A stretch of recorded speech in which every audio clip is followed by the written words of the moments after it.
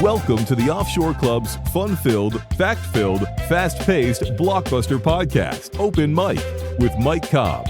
For more than 20 years, Mike has worked and lived in Caribbean countries from north to south and the Atlantic to the Pacific, where the sun never sets on the good life at a great price.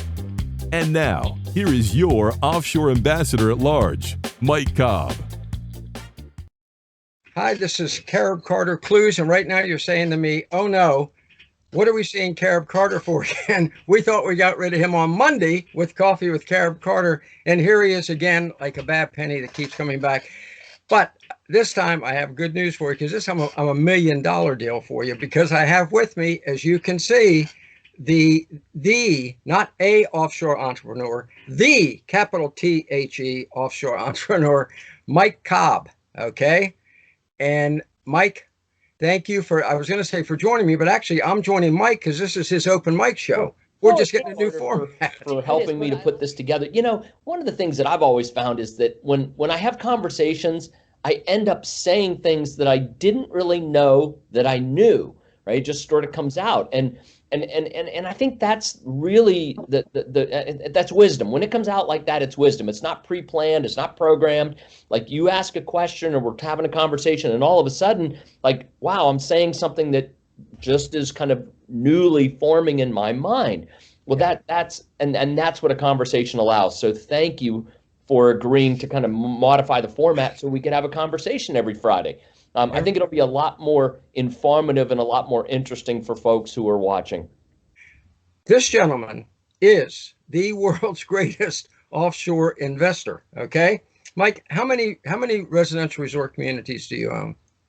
We have 3 communities up and active. We have a 4th property that we own. We haven't developed, and we're getting ready. We're looking at property in Mexico right now for a 5th country and a 5th set of communities. So yeah, it's exciting. I love the lifestyle. Like I own a home in Honduras, and my wife is from Honduras.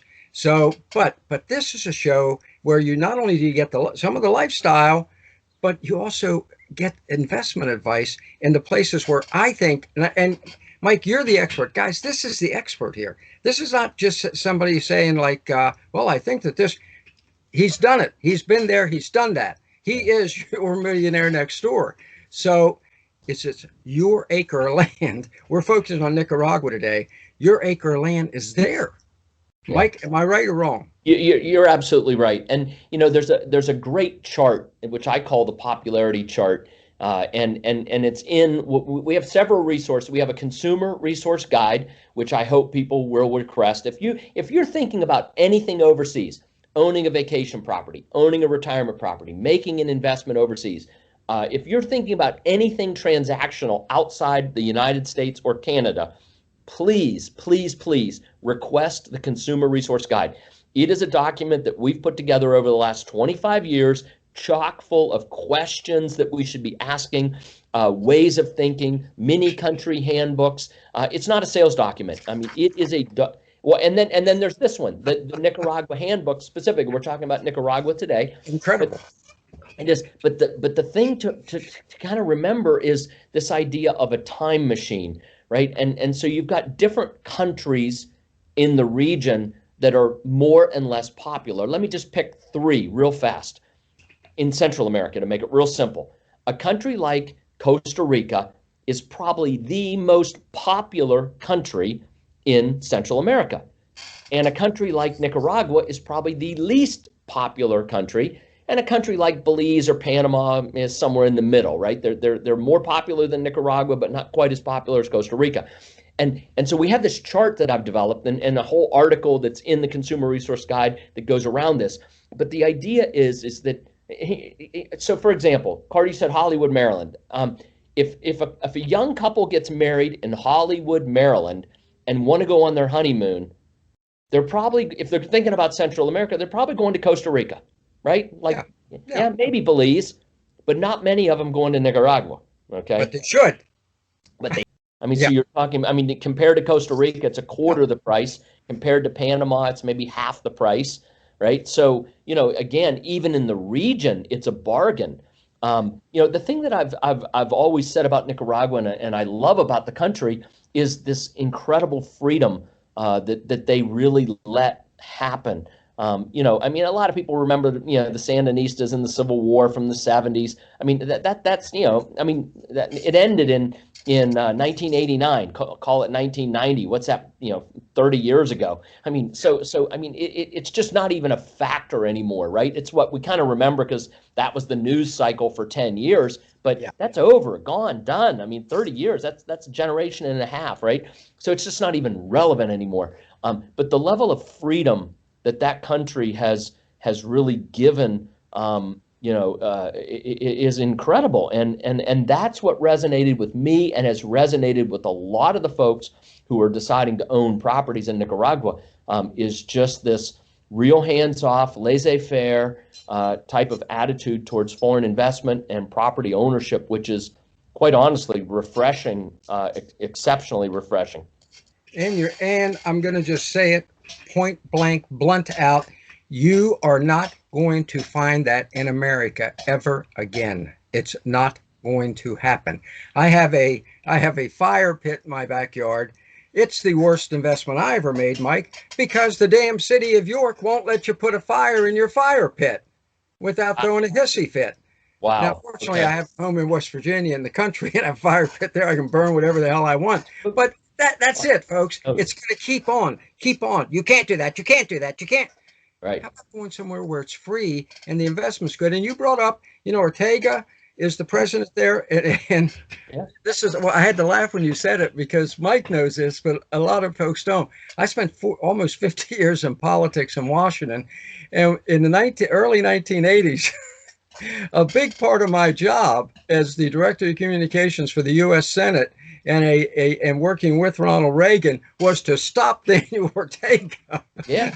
Okay. Yeah. If I met him today, the first thing I'd do would be apologize. It's like, to me, he's the best leader in Central America. And people are going to wonder. I know everybody's wondering, so I'm going to ask you point blank. How safe is your investment in Nicaragua? Yeah. Well, let me cover safety a couple different ways. One, safety of investment, but also personal safety, because a lot of times people ask about personal safety. They're similar, but let me start with the one that I get asked a lot more than the investment, which is personal safety. I took my wife is a blonde. I had 2 tow-headed daughters. We did not look Nicaraguan at all, and we not a bit. And we lived in Nicaragua for 14 years. My wife would drive our daughters around. I mean, I traveled a lot. I was on the road 2 to 3 weeks a month. My wife lived in Nicaragua for 14 years with our 2 daughters, okay? They would drive anywhere and everywhere, up into the mountains, down, these ancient dirt-rutted roads to find a butterfly farm in the middle of nowhere, beaches that were inaccessible. Generally they'd go and they'd get stuck in the mud and they'd find a farmer to, get the oxen. I think on 2 separate occasions, they literally got stuck in horrible, rutted, muddy roads and had to go find a farmer to pull them out, right? And it's, my wife and a couple little tow-headed kids, right? And so, but again, no fear. And in 14 years, the only act of crime that ever happened to us was that our we call him a caretaker, but I mean, he mowed the yard and he took care of the car, washed the car, went on errands, did that kind of stuff for us. One of our caretakers, cuidadores, stole a couple pairs of my pants that were drying in the backyard on the laundry line. Like in 14 years, that was the crime we experienced. Now, truth be told, we were home in bed 10 o'clock at night. Like, I mean, and if you're, crime is local. Like, crime is local. There are great parts of Chicago. I'm in Chicago right now. That's my hotel room. So I'm up here meeting with a bunch of realtors and realtor associations for we have a lot of realtors that refer business to us. Anyway, so I'm up in Chicago. You know what? There are parts of Chicago that I think are probably pretty dangerous. Like the whole damn city. They kill 12, 15 people a weekend there. What? I'm in Chicago and nobody's killing anybody where I am, okay? So, so the point is crime is local. Same thing in Nicaragua, Belize, Panama, wherever, Mexico, right? I mean, there are places that you don't want to go because that's where the crime happens. But the vast majority of all these countries is very safe because, crime is very local, right? But let's go back to the investment question because this is what you asked about specifically. Here's the thing. There are no guarantees. I mean, eminent domain, United States. I mean, they took a whole bunch of people's houses in, I think it was Connecticut or something, and whatever, to put in Walmarts, right? They took people's homes to put in Walmarts because the Walmarts would generate more tax for that local community in Connecticut. Okay, so I mean, think about that. The government took your home to build a Walmart. Okay, so it's like a Halo decision, Mike, and they can do it at any time. All they have to say is, we get more tax money from giving your house to that guy, and your house is gone in America. Your house is gone. This is the United States government taking your home. Okay, so let's be clear that governments can take property, U.S. government included, right? The Nicaraguan government can take property, but unlike the U.S. government, where I don't think foreign investment into the United States dropped one iota when that happened, okay? The moment that a country like Nicaragua, not just Nicaragua, but a country like Nicaragua, Costa Rica, Panama, Belize, pick a country, right? Developing country. The moment they take a foreigner's property, foreign investment is going to go to zero or close to it. So, you know what? There is this strong economic imperative not only to protect foreign investors, which they do, right? Because it's very self-serving to protect foreign investors, taxes, jobs, right? But to actually create policies and programs that encourage foreign investment. Please come to our country. Please create jobs. Please pay taxes, right? And so it's the exact opposite of so much of what we find in the U.S. and Canada, where it's, I mean, this is the time, how many, I forget the number, you said 10,000 people a day or whatever was leaving California, right? And they're finding more favorable places in the U.S. to go, right? There are states in the United States that generally want business and have programs and incentives to do that. But when you go outside the United States to a country like Nicaragua, whatever they're offering in the U.S. pales in comparison to what these countries offer, because they really, really, really want foreign investment. And then once it's there, they really, really, really protect foreign investors. So of all the countries in the region, Carter, of all the countries in the region, I personally, the Cobb family, it's actually my wife's, of course it is, right? What's mine is hers, what's hers is hers. But anyway, our family, Nicaragua is where we have the most property that's personally owned. As a company, we own, property all over the region.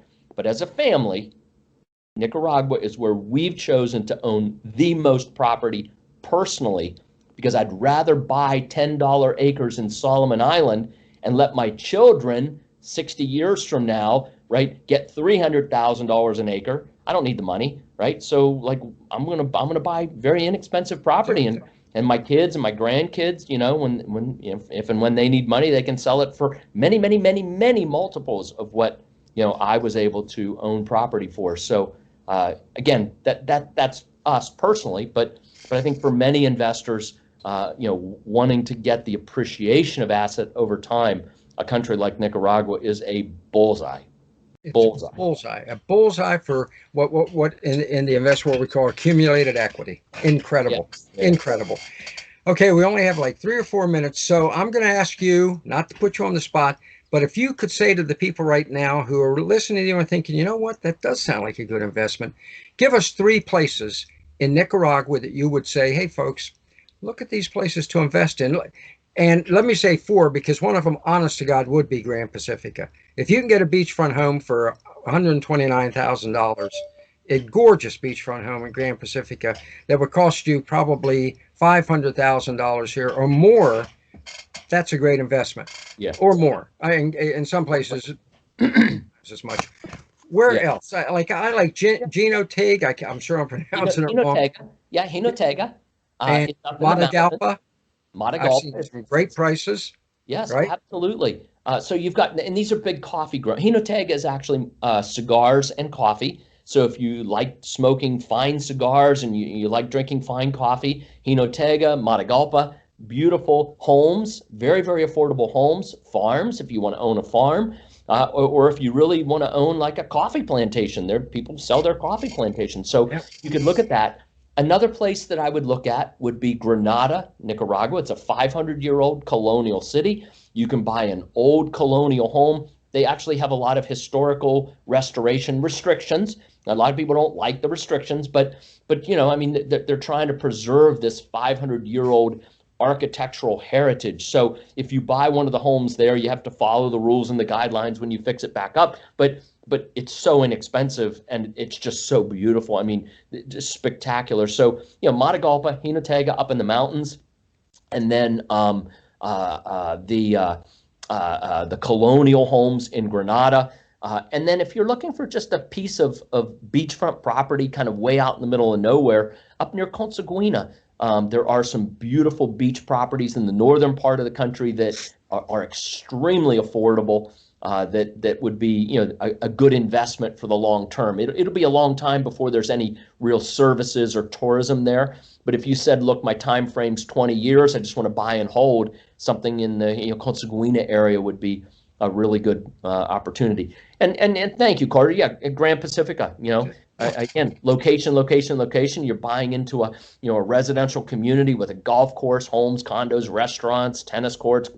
I mean, all the stuff that people look for. And so, if you own an oceanfront condo for $139,000, it'll rent. I mean, so not only will you see great appreciation over the next 10, 15 years, you'll actually see very nice cash flow as well. So again, depending on your investment ideas and what you're looking for, there are some great opportunities in Nicaragua. And by the way, that Nicaragua handbook, again, not a sales document.